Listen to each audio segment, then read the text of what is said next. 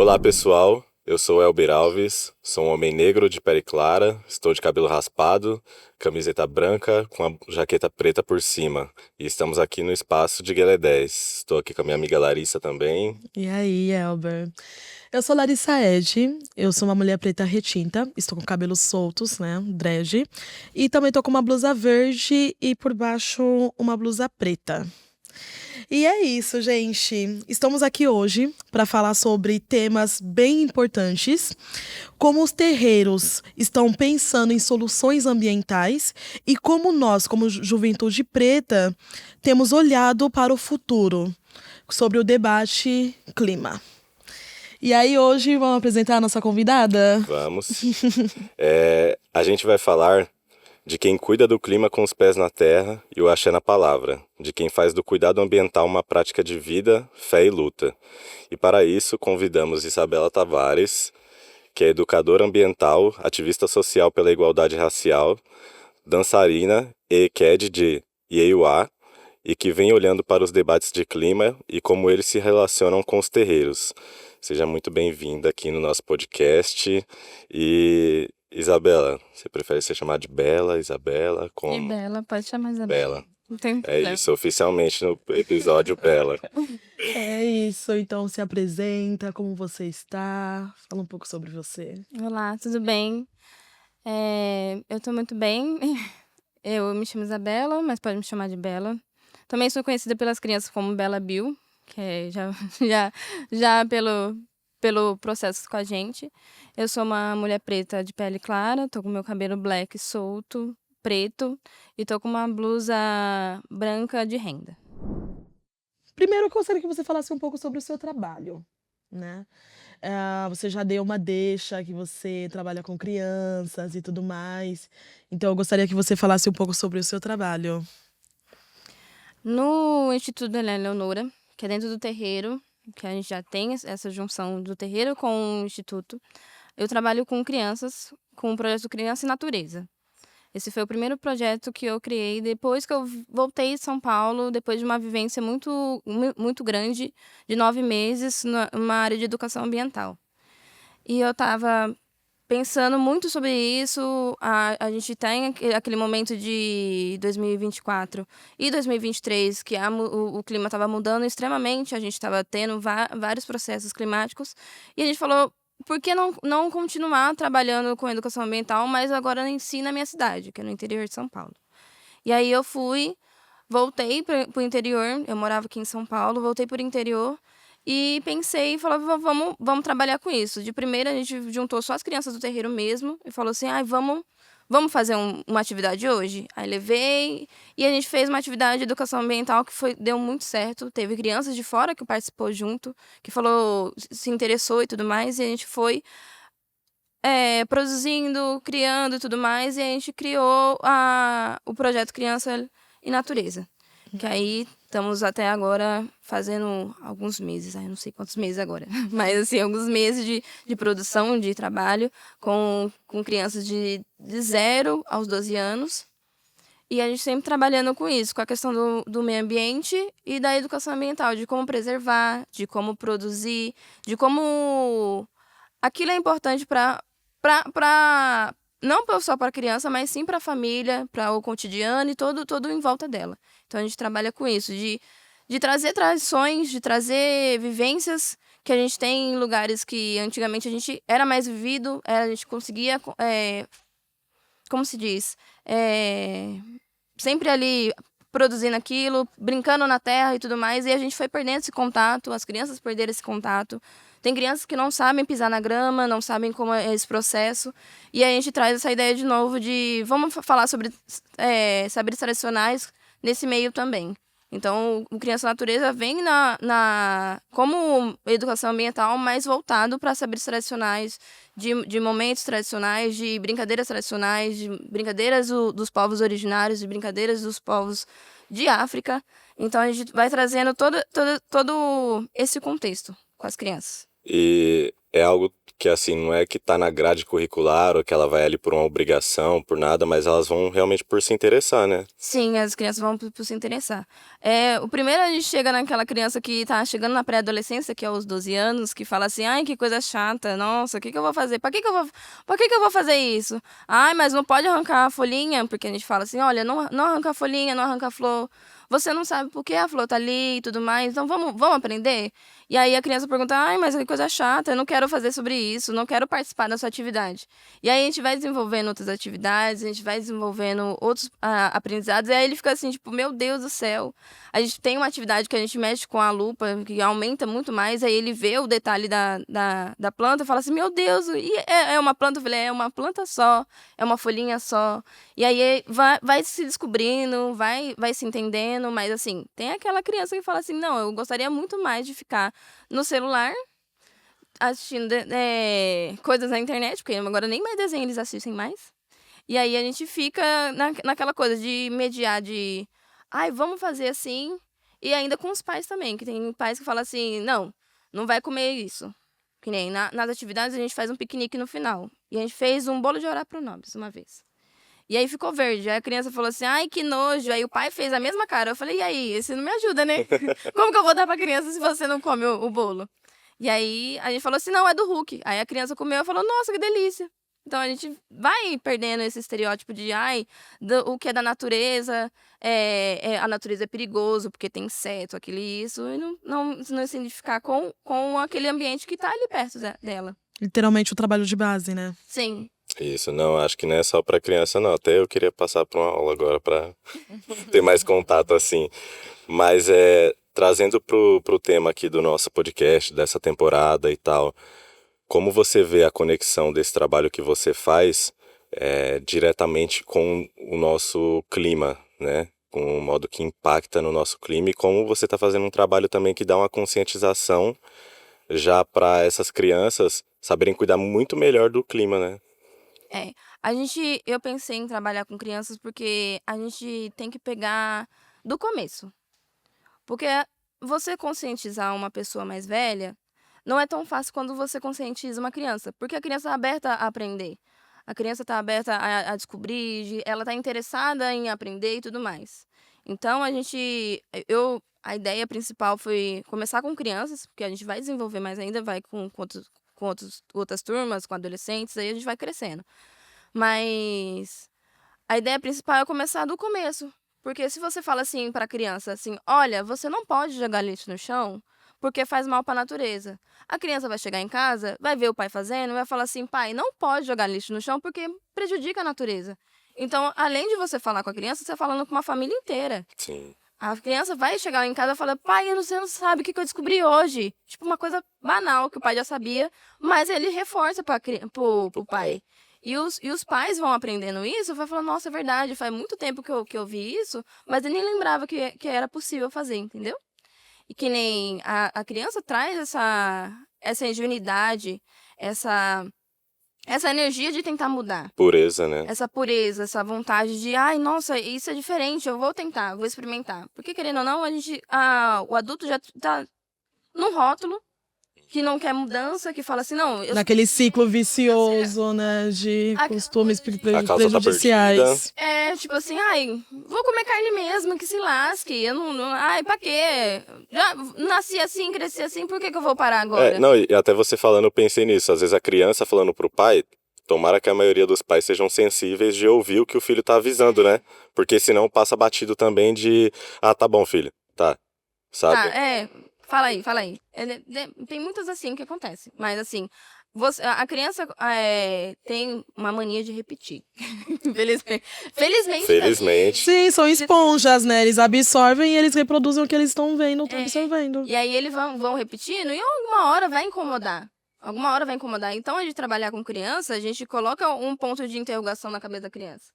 Porque a gente trabalha falando, ai, vamos brincar com tal coisa, com a plantinha e tudo mais, mas a gente também fala assim, olha, se a gente desmatar um pedaço, você sabe o que vai acontecer? Você tá vendo como tá o clima? Você tá vendo a diferença? E aí, chegou um momento das atividades que as próprias crianças já interviam na minha fala. Eu falava assim, ai, por que a gente não pode cortar a árvore? Porque o clima tá fazendo isso, isso, isso, isso, isso. Aí tinha hora que até pesava o clima, eu falei, meu Deus, gente, não precisava falar assim. Mas as crianças vai trazendo essa ideia de conservar de uma forma diferente. E é conservar com vontade, Com mais não coragem com até. mais coragem, com aprendizado, sabe? Porque assim você fala assim, ó, precisa preservar tal coisa para a pessoa vai falar assim, ai, precisa mesmo, mas não vai fazer o movimento, não vai atrás, porque querendo ou não, a gente tá ocupado 24 horas.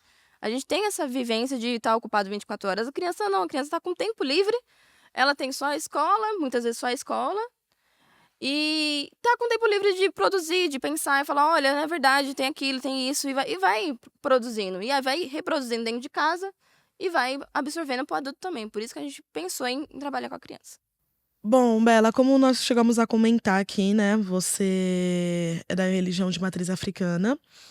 E aí, de acordo com a sua experiência e a sua vivência, eu gostaria que você falasse pra gente quais são os princípios e valores espirituais que guiam as práticas ambientais, né, dentro das religiões de matriz africana. Sim. Então vamos falar do começo.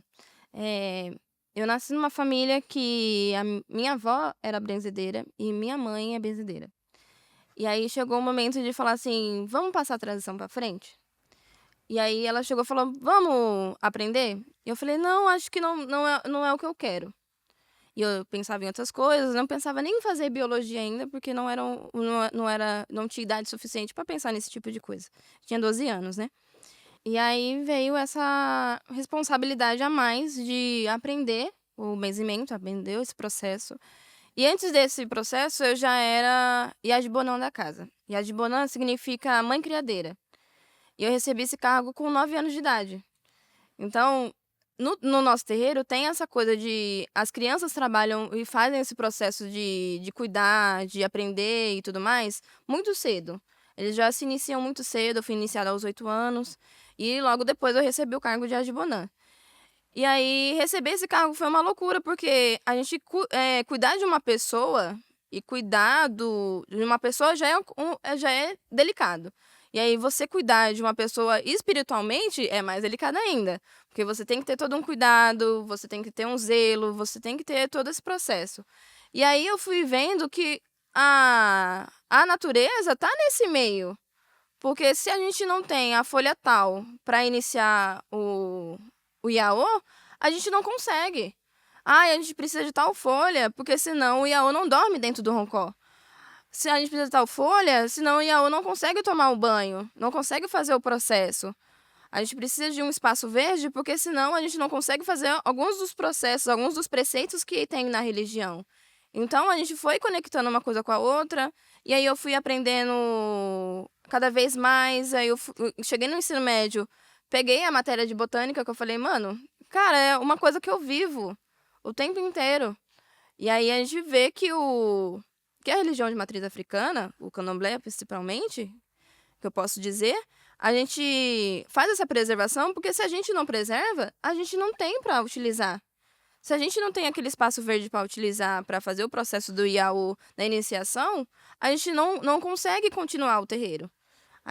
Essa coisa de, ai, eu preciso despachar tal coisa, mas precisa ser numa árvore frondosa. Aí chega um período de seca, que não tem árvore nenhuma, que tá tudo verde, tudo amarelo, você não vê cor nenhuma, você tá Seco, bem, né? bem horrível. E aí a gente encontra no meio do nada uma árvore, coisa mais linda.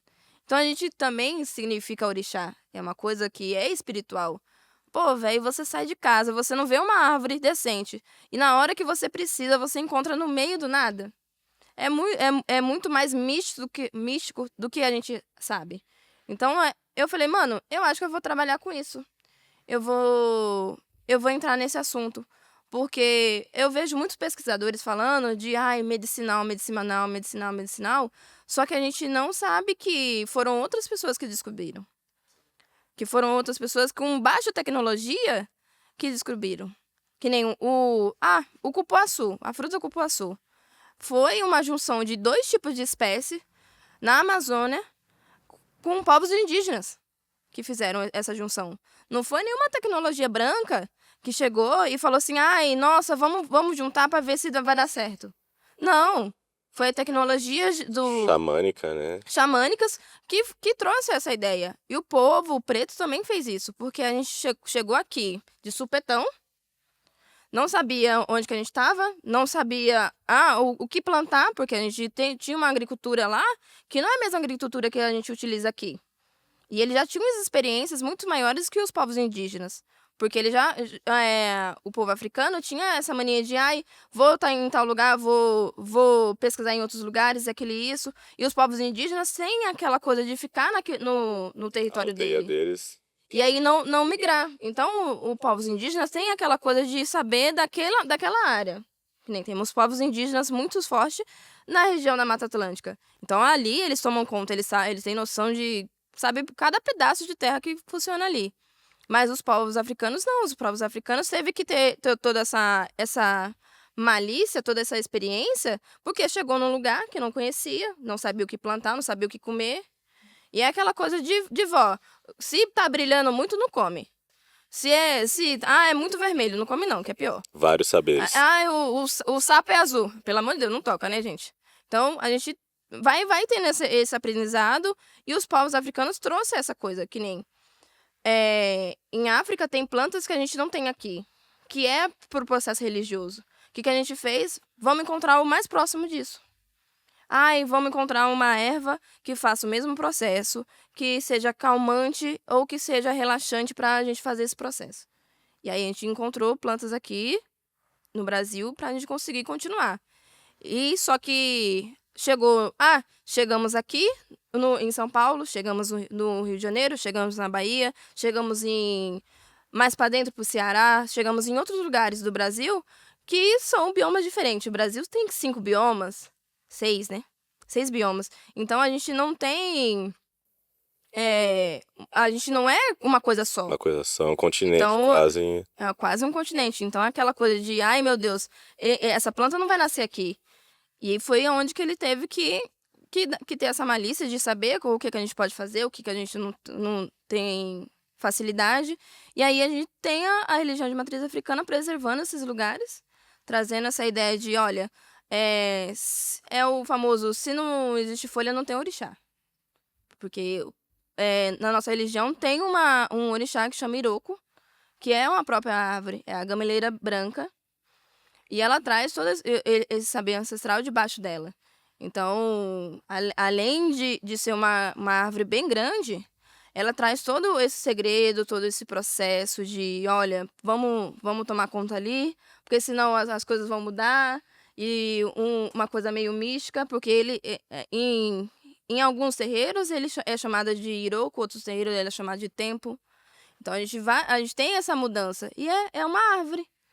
Então, cada terreiro de religião de matriz africana tem um pé de Iroko. Tem que ter um pedacinho de terra. Tem que ter um lugar que possa plantar, que fala assim, olha, vai ter tal coisa, pega lá a folha.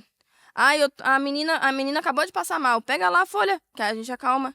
Tem que acontecer tal coisa. Pega lá a folha. E a gente tem que ter esse acesso. Porque se a gente não tem esse acesso, a gente não consegue continuar o saber ancestral. A gente não consegue continuar. É a matéria-prima do... A gente pode modificar e tudo mais. Tem plantas que a gente fala assim, busca lá na Bahia, porque a gente sabe que na Bahia tem. A gente sabe que vai estar ali. E aí a gente busca e tudo mais. Só que... é isso. Se a gente não tem ali perto, a gente não consegue produzir. Bela, você citou um pouco sobre as benzedeiras e acho que isso para nossa geração e para as gerações anteriores é uma coisa que a gente via quando criança, ouvia nossas mães falar, independente da nossa religião, tudo.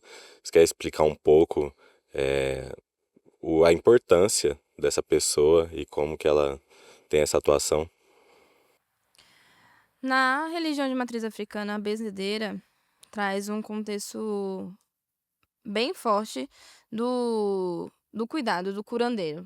Na religião, a gente tem Ossan, que é um orixá, que traz as folhas medicinais e a cultura da folha e do processo de curar de dentro para fora. Então a gente traz a benzedeira nesse sentido. A gente tem em outras religiões a benzedeira, o benzimento, mas a religião de matriz africana traz nesse sentido da utilização das plantas, de saberes tradicionais, de coisas que seria supérfluas em alguns momentos, que nem tem benzimentos que a gente põe um copo de água, um pano por cima, reza, reza, reza, reza, reza, e aquela água some. E aí, como que isso acontece?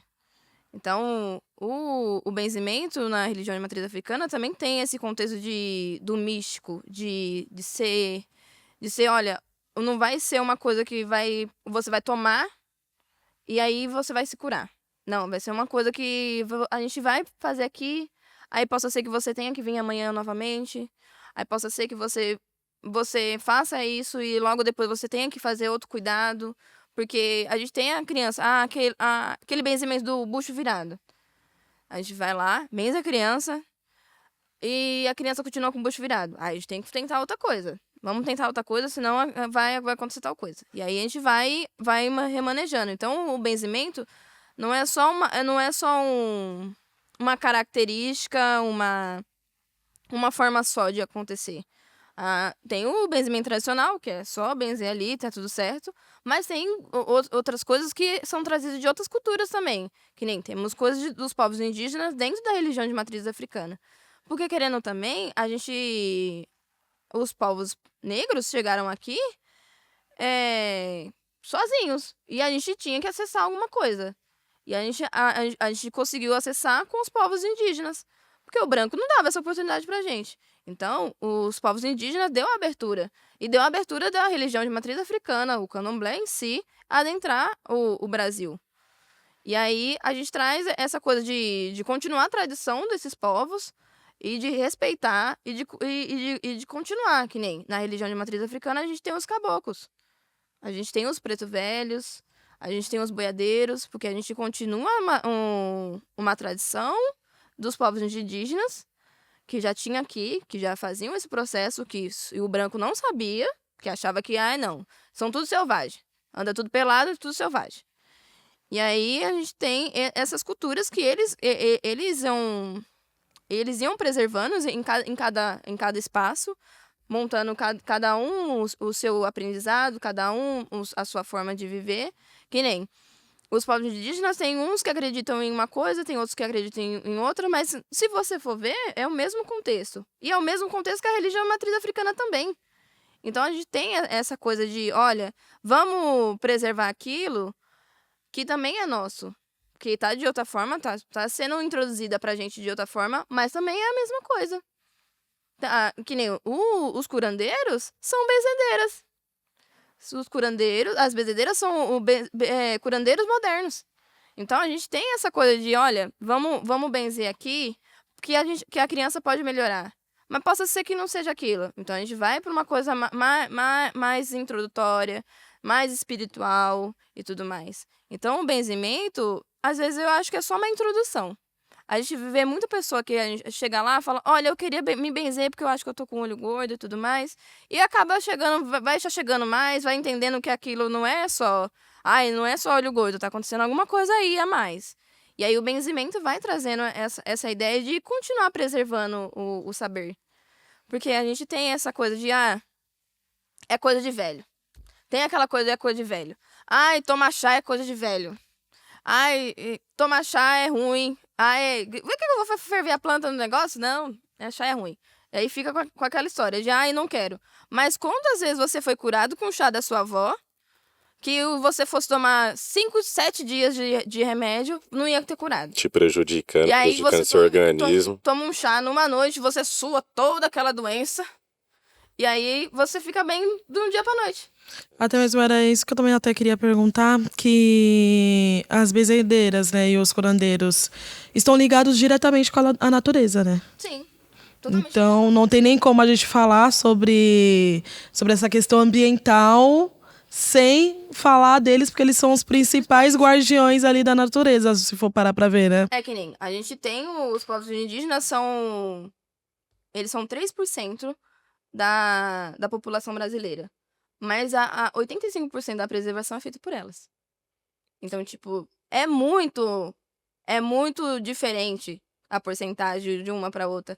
E a preservação é porque se eles não vão preservar, se a gente não preservar, como que vai viver? Vai ficar esses 15%, Vai então. morar onde? É. Se é na natureza que a gente mora. Vai respirar o quê? Se é na natureza que a gente precisa das coisas. Então a gente tem que preservar. E o benzimento traz essa ideia também. De vamos preservar aquilo ali, porque senão, daqui a pouco, meu bem, você não vai. Que folhinha que vai te benzer? Então vamos lá, não, vamos cuidar daquela árvore ali, que nem. De frente de casa tem uma árvore que a minha mãe benze, todo mundo com aquela folha. Aí vem uma pessoa e fala assim: vamos podar. Falou, não, que vai benzer como? Como que vai fazer tal coisa? Ai, teve um dia que pegaram, podaram a minha colônia, né, meu pé de colônia. Eu falei assim, por que que você fez isso? Falou, ai, tava muito grande. Eu falei assim, você vai plantar de novo? Aonde, né? Aonde? Que nem a gente foi invadindo a calçada, fomos plantando aquilo, fomos plantando isso, e aí daqui a pouco vem aquela linda, maravilhosa multa pra falar assim, você tá usando o espaço público. Faz sentido, né? Nenhum.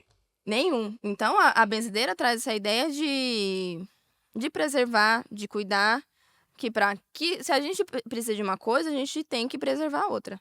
Porque senão a gente se perde no meio do caminho. E é isso que a gente traz também na cultura tradicional, de falar assim, olha, eu preciso que você aprenda, e eu preciso que você se identifique com isso, porque senão a gente perde. A gente vai perdendo saberes porque a gente perdeu a mania de falar sobre isso. A gente perdeu a mania de falar sobre, olha, o chá de... Ó, se a sua mãe não aprende com a sua avó o chá que cura tal coisa, você não vai ser curado com aquilo. E você não vai trazer pra frente pro seu filho. Você vai trazer pra... Não precisa nem ser filho, mas pra outras pessoas que você vai conviver. Então, essa preservação não é só do meio ambiente, mas sim de uma cultura, de uma identidade e de uma performance que a população faz, as vendedeiras fazem. É isso. Muito obrigado por essa explicação. E você, no lugar da sua negritude, como que você se enxerga dentro do debate climático hoje? Você vê a sua atuação tendo relevância ou não? O que que você acha que precisa mudar? Qual o espaço que você se vê hoje no debate climático? Quando eu entrei no debate climático, foi muito de supetão mesmo. Falaram assim, olha, vai acontecer uma pesquisa de jovens de meio ambiente e você está fazendo em biologia, você não quer entrar? Eu falei, bora, né? Não estamos fazendo nada, é só faculdade e tal coisa, então vamos tentar uma coisa nova. E aí falou assim, e a pergunta que mais me chocou foi assim, e aí, jovem, você sabe que bioma que você tá? E eu falei, puta que pariu. Aonde que eu... Sei nada. Gente, eu não sei nada. nada. E aí foi onde que eu falei, não, vou pesquisar, vou ficar feia na história. Não, tem mais jovens aqui, mais jovens brancos que têm noção da situação. E eu falei, não, o que eu vou fazer? Eu falei, não, vou sim. Mas também, eu não sabia o meu bioma. Mas eu sabia que o meu espaço tinha tipos de plantas que só tem no bioma da Mata Atlântica. E aí foi com a cultura negra e com a cultura da religião de matriz africana que eu aprendi. Então eu falei assim, não, eu como mulher negra, eu tenho que demonstrar isso. Que a gente também sabe, que a gente também preserva. Não é só no quilombo que isso acontece. Não é só na aldeia que isso acontece. A gente tá fora desses espaços, mas a tradição continua com a gente. E a gente vai trazer, sim, pro meio externo para eles saberem que a gente ainda continua vivo. Não é porque a gente saiu do meio do mato que a gente não tá vivo ainda, que a nossa cultura não tá viva, que o nosso aprendizado não tá vivo. Então, eu fui para a pesquisa de primeira, assim, no susto. Mas depois eu falei, não, vamos continuar assim, porque eu vou falar de meio ambiente sim, porque a gente é preto, a gente vai falar sim. E aí foi onde que me chocou do negócio da periferia. Que o jovem preto da periferia sofre muito mais ainda. Porque tem muitas periferias que não têm contato com o meio ambiente. Que é só casa, e não tem um contato com o meio ambiente. Então, o jovem preto de periferia, muitas vezes, não tem essa noção básica, não tem essa introdução do meio ambiente. É que eu moro no interior e tenho um contato ali com a natureza sempre. Mas o jovem de periferia de São Paulo não tem. É só prédio, é aquilo, e no espaço que ele tá também não é. Então como que vai preservar aquilo que você não Nem vê? conhece, nem conhece, né? Como que você vai ter sensibilidade pelo que você não vê? E aí, só que é onde que está sendo mais afetado pela mudança climática. O calor que acontece de 45 graus pega muito mais forte na periferia porque não tem ar-condicionado. É, o barraco Muitas na vezes não tem favela, como que é? É. O barraco é feito de madeira, quente pra caramba. Aí você tem que ficar ali dentro, vivendo aquilo. Aí você chega do trabalho exausto, ainda, numa jornada de trabalho extremamente grande, pra ainda ficar sofrendo de calor na noite.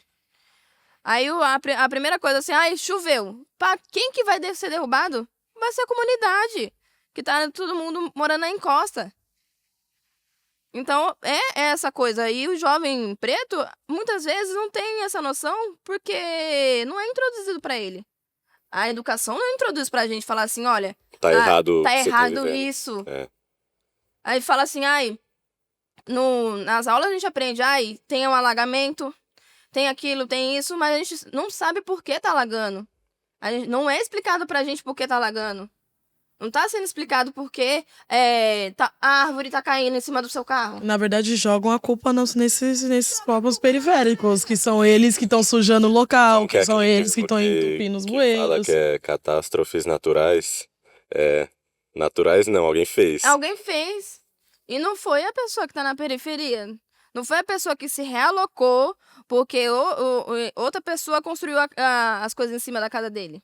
Não foi culpa da pessoa que tá na periferia. Foi culpa do povo branco que expulsou a gente e foi botando pra cima, pra cima, pra cima. Foi a ideia de higienizar o centro. Foi isso que aconteceu. E aí a gente precisava morar em algum lugar, ou a gente vai parar de viver. E foi subindo pra encosta, só que é isso. A gente foi pra onde que tinha espaço. E aí a gente vai acontecendo isso. E aí a árvore ali no meio da periferia é um monumento. Você tem uma árvore, um espaço verde na periferia. E aí o jovem não acompanha isso. Porque também, o que o jovem periférico vive? O que o jovem negro vive? Aquela loucura 24 horas de não saber se vai voltar para casa. Se você vai ser morto no meio do caminho. Sabe? Então a gente tem muitas preocupações, além da nossa preocupação pessoal, a gente tem que ter a preocupação externa da sociedade de saber se a gente vai viver ou não.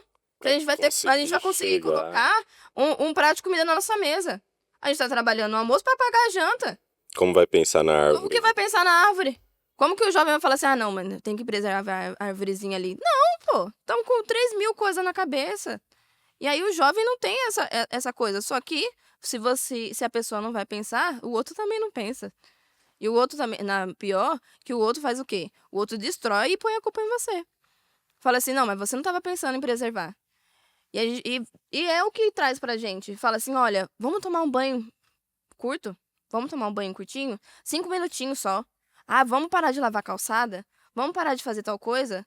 Mas aí a empresa grandona que tá poluindo o rio? E a empresa tá usando litros e litros pra produzir uma coisa que não vai nem ser saudável pra gente? E a empresa que tá desmatando pra abrir espaço pra produzir? E a monocultura? Que vai plantar soja, vai plantar milho, que muitas vezes não vai ficar aqui dentro, que não vai alimentar a população. E aí? Não é falado. Fala assim, não, a agricultura faz bem, o agro é pop, o agro é Globo, Sim. O agro vai ser maravilhoso para vocês, a gente tá trazendo o alimento para vocês. Não, o alimento tá sendo exportado para fora, muito da Vamos pagar mais caro depois pra comprar de volta. Para comprar de volta a gente paga mais caro. E a nossa alimentação fica falha. Então, além da mudança climática, a gente também fala da alimentação. Porque se a gente não consome uma coisa saudável, porque a maçã é R$10, mas o salgadinho é 2. O que a pessoa vai comer? E aí o jovem fica nessa coisa de tipo, tenho 3 milhões de coisas para pensar, tenho 3 milhões de coisas para viver, porque a juventude é isso. Você quer viver tudo mais um pouco. E aí você tem milhões de coisas para fazer, e aí a gente vai parar para pensar no meio ambiente como? Se nem isso é introduzido pra gente. Se nem a nossa família fala assim, olha, vamos fazer tal coisa. Não. Porque a gente tá vivendo naquele ciclo vicioso de trabalhar, ganhar bem na vida e viver bem. Só que para viver bem, a gente tem que ter meio ambiente. Isso. Muito bom, Bela. Nós fizemos essa mesma pergunta também para Esther Sena, assessora de clima em Gueledés, Instituto da Mulher Negra. Vamos ver o que ela respondeu? Meu nome é Esther Sena e eu sou assessora de juventude em Gueledés, Instituto da Mulher Negra. Dentro de Gueledés, a gente vem participando de instâncias de alto nível, principalmente instâncias internacionais. Então, a gente vem participando de conferências voltadas à biodiversidade, clima e desenvolvimento sustentável, com o objetivo de ampliar a voz da população afrodescendente dentro desses espaços.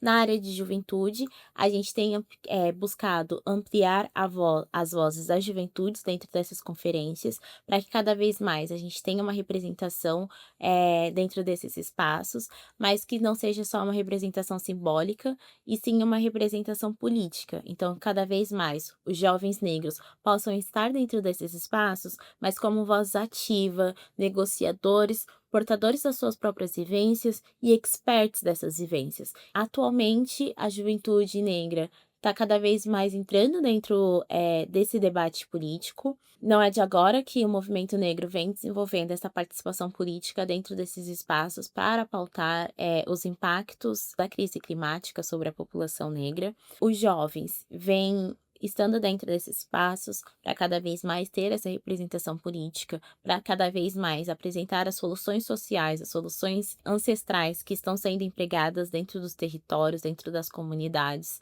Então, quando a gente está falando de uma adaptação climática, de uma mitigação climática, de uma resiliência, a gente está falando que precisa ser feito a partir de uma perspectiva racial, a partir de uma perspectiva que seja antirracista, porque dentro dos territórios, como eu falei, existem essas tecnologias sociais, essas tecnologias ancestrais que estão sendo desenvolvidas dentro dos territórios, dentro dessas localidades, né?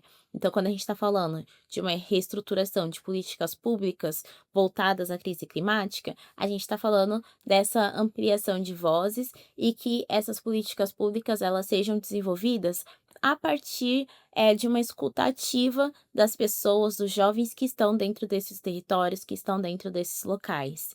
Então, quando a gente está falando da criação, reestruturação de políticas públicas para soluções ambientais, a gente está falando de políticas que sejam antirracistas e que levem em consideração essas múltiplas vozes. E quando eu digo múltiplas vozes, eu digo porque quando a gente está falando da população negra, dos jovens negros, a gente está falando de múltiplas vivências. Então, a gente está falando de jovens periféricos, de jovens urbanos, jovens negros quilombolas, porque a gente, por mais que seja população negra, a gente não é uma população homogênea, então a gente está falando de múltiplas vivências, de múltiplos impactos que precisam ser considerados quando forem desenvolver políticas públicas. Quando a gente participa desses espaços internacionais, são espaços exclusórios, são espaços com pouca representação.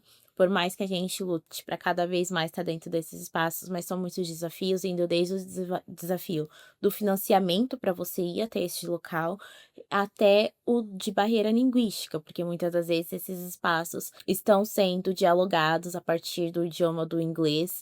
Então, são múltiplas barreiras que a gente enfrenta para chegar nesse espaço, porque por mais que a gente tenha vários desafios, a gente está ali e a gente vê que a gente está lutando por um bem comum, porque também tem a compreensão de que nada é feito no individual.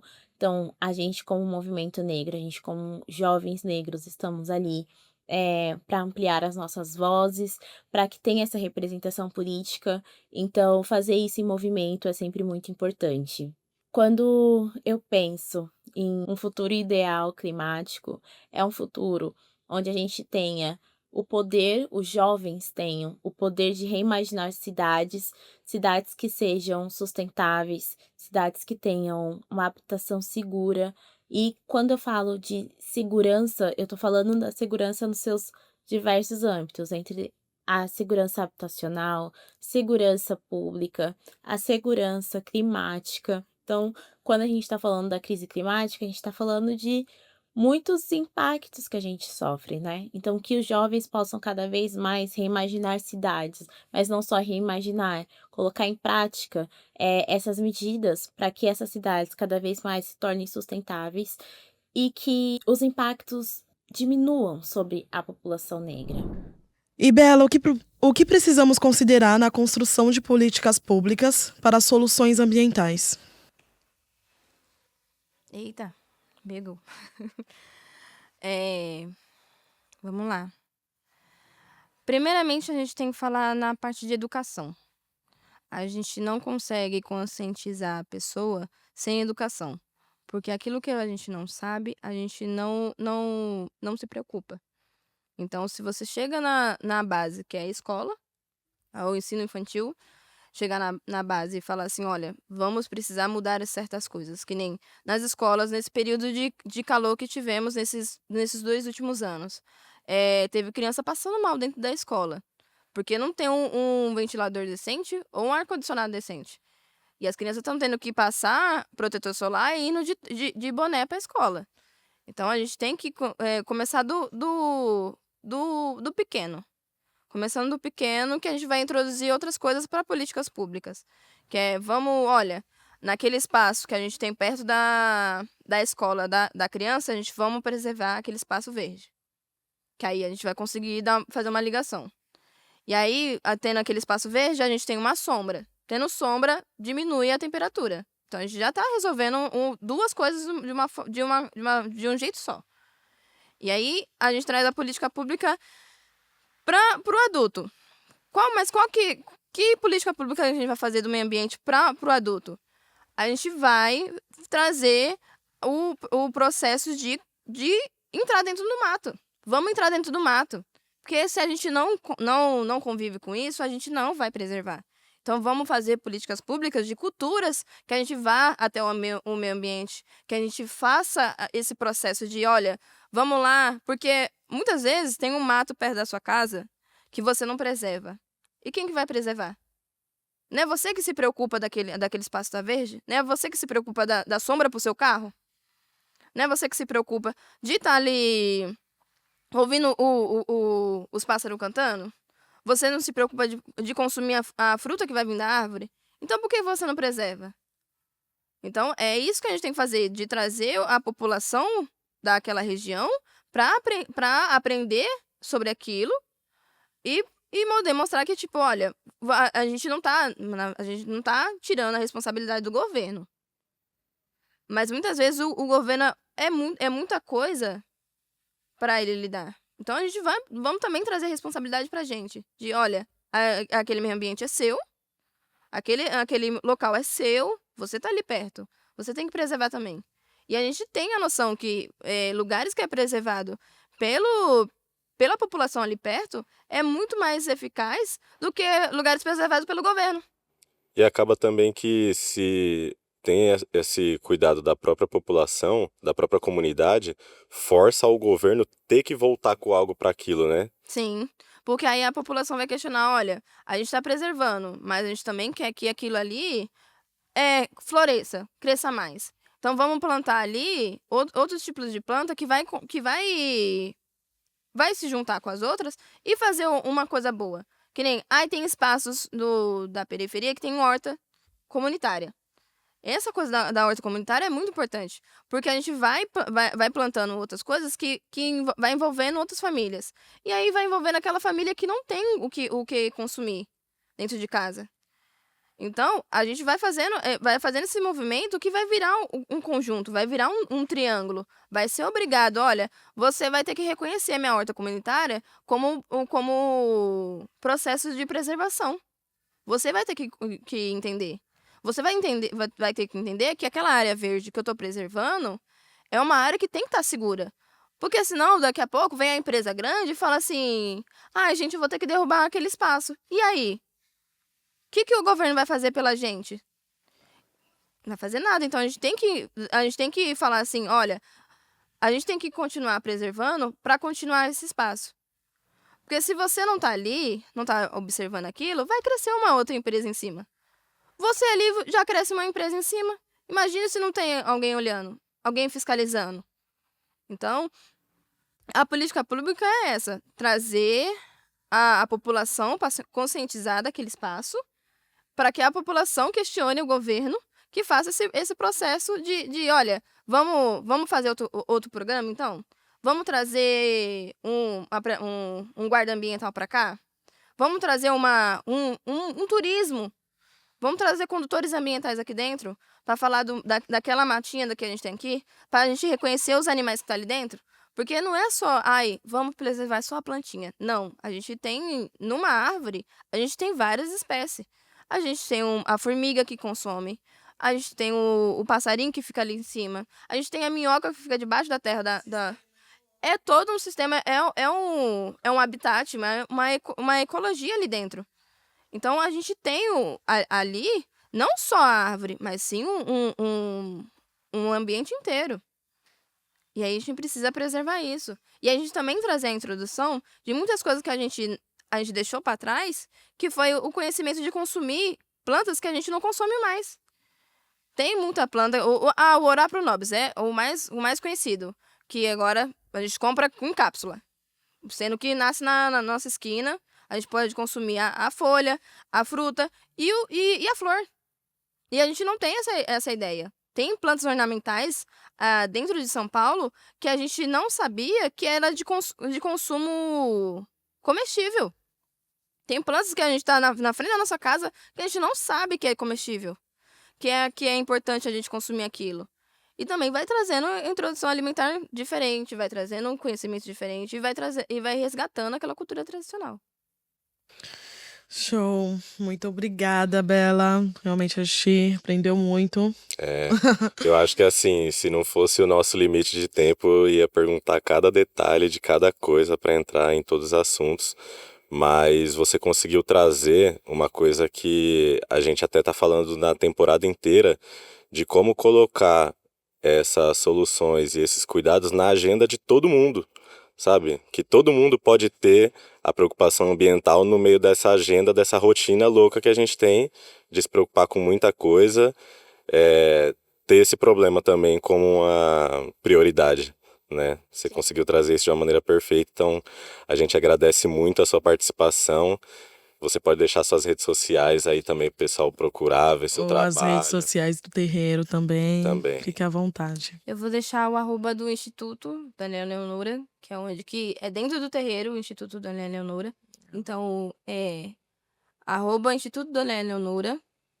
Tem o Instagram do Flor Dendê, que também é um espaço que acontece lá dentro, que foi o primeiro processo que a gente utilizou de abrir o terreiro para o público foi o samba e a culinária.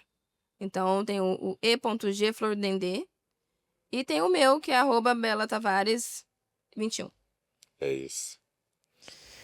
É isso, gente. Muito obrigada por terem ficado com a gente até o momento. Aí logo menos vai ser o nosso último episódio. Ai, já tô com saudade. Mas é isso, acompanha o último episódio, ele tá imperdível. Vamos ter uma convidada maravilhosa, umas participações que vocês vão adorar. E é isso, até a próxima, não é? É isso. Se você chegou nesse episódio também, busque saber sobre os outros, ouça lá. E é isso, agradecemos muito. Curte, comenta e compartilha. Tchau, tchau.